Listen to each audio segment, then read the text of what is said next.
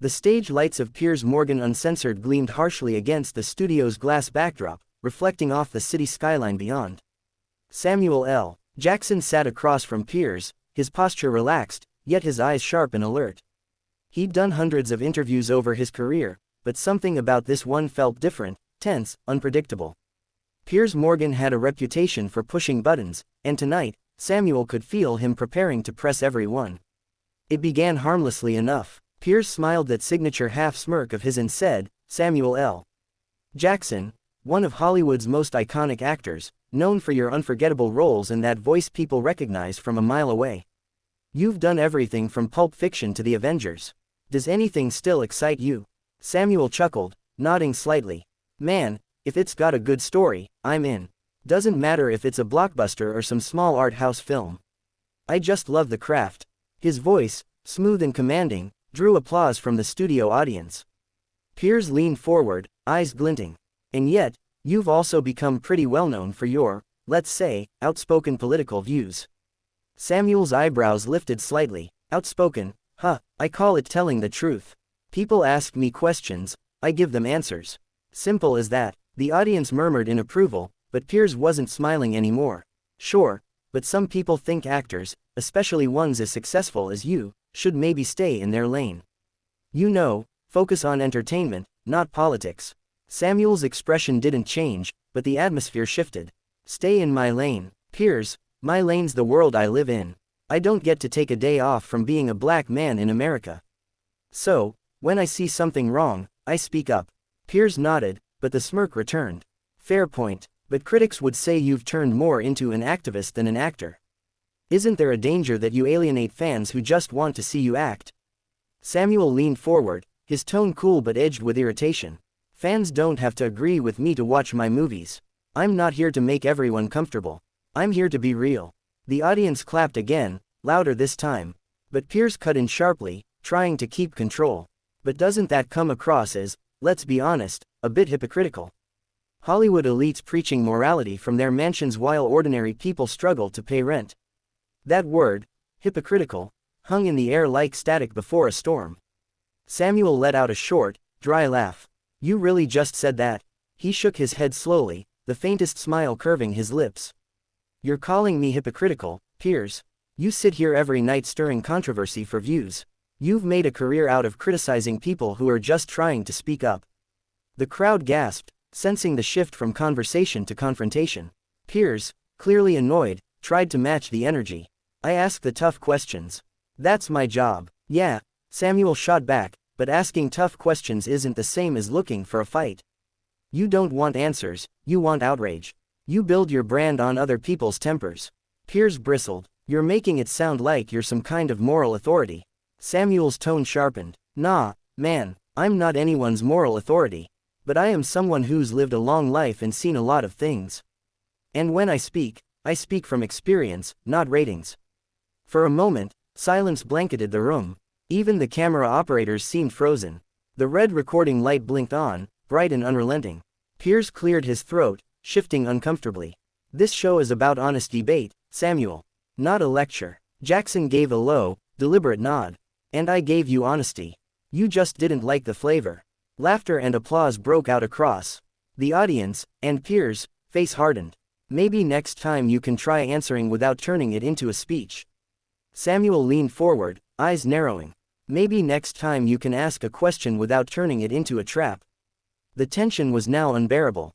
Producers in the control room exchanged panicked looks.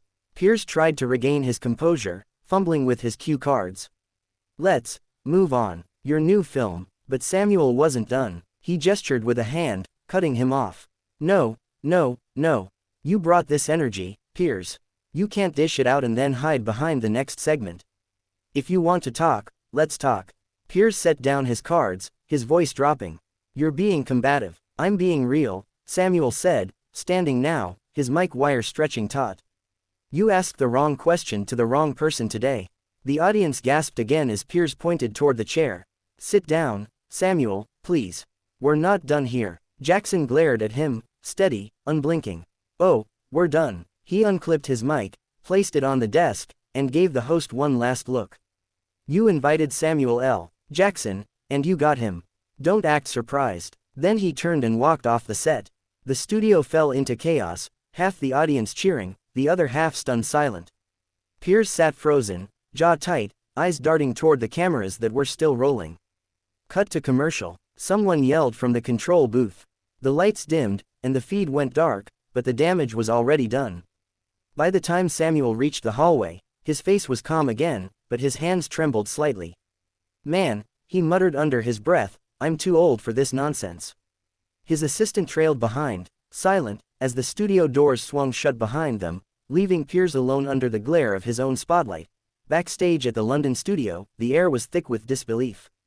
Crew members whispered frantically, producers argued into headsets, and the studio manager tried to calm a furious Piers Morgan. Samuel L. Jackson, however, walked with calm, measured steps down the hallway, his jaw tight but his expression unreadable. He'd been in plenty of confrontations before, but this one was different. It wasn't just a disagreement, it was a moment that laid bare two worlds colliding under the bright lights of television. His publicist caught up with him near the exit, breathless. "Sam, wait, just wait a second. Let's talk this through before you leave." He stopped, turning slightly. "What's there to talk about?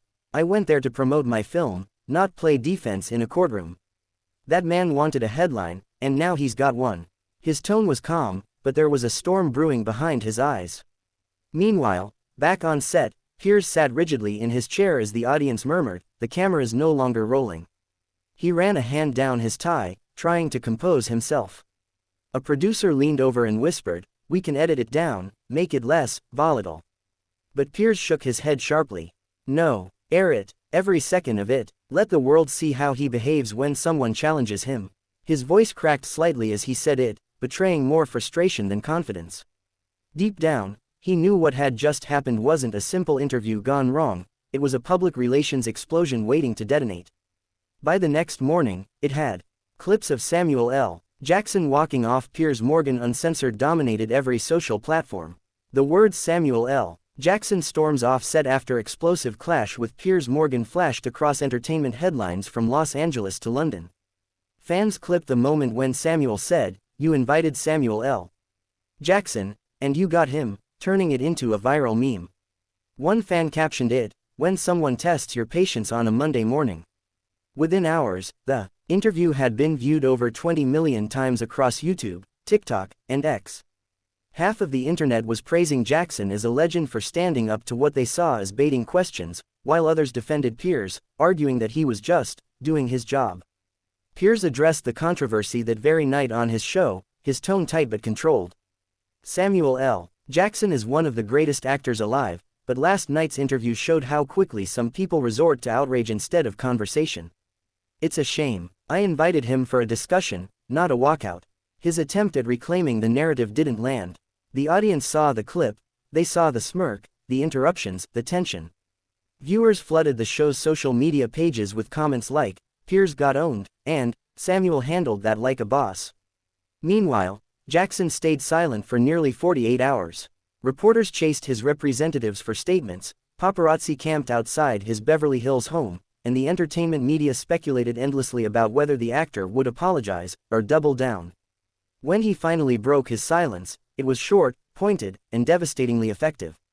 On X, he posted, "Greater than, if speaking truth makes you unwelcome, then I'll keep walking." No hashtags, no photos, just that one sentence. The post exploded instantly. Celebrities, journalists, and fans shared it across platforms. Viola Davis replied with a simple clap emoji. Denzel Washington reposted it with the comment, "Class act." Even everyday fans chimed in, writing, "That's how you handle disrespect, with dignity." By contrast, Piers Morgan's follow-up tweet, "Actors should act, not lecture," was met with thousands of mocking replies. One read, "You should try acting humble sometime." As the media frenzy reached a peak, Jackson appeared at a charity gala in Los Angeles later that week. Cameras flashed as he stepped onto the red carpet, dressed in a sleek black tuxedo and calm as ever. When reporters asked about the interview, he smiled faintly and said, "Sometimes you gotta walk away when people stop listening." It was the perfect sound bite, firm, dignified, unbothered. Later that evening, on stage at the gala, Jackson finally spoke openly about it. "You know," he said to the crowd, People keep asking me why I walked off that show. The truth is simple. I don't argue for entertainment. I don't debate for applause. I talk to connect, not to be provoked. And when it stops being a conversation, it stops being worth my time. The audience erupted in applause, the kind that starts slow and builds until the entire room is on its feet. The clip of his speech quickly went viral too, becoming another defining moment in a week that had already set social media ablaze. Meanwhile, Piers Morgan Uncensored saw its ratings dip over the next few nights.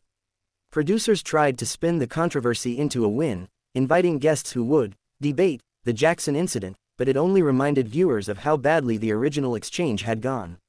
Commentators called it a PR disaster, while media critics labeled it the moment Morgan finally met his match. Jackson, on the other hand, quietly returned to work on his upcoming film, refusing further interviews about the confrontation. When a reporter caught him outside a studio months later and asked if he'd ever appear on Piers' show again, Samuel grinned and said, "I'd rather watch snakes on a plane again," on repeat. That quip alone reignited the story one last time, sealing it as one of the most talked about celebrity TV clashes of the year. In the end, the moment became something bigger than just an argument between two famous men. It turned into a cultural statement, a reminder that sometimes, the most powerful thing a person can do in the face of provocation isn't to shout louder, but to stand up, walk away, and let silence speak louder than any argument ever could.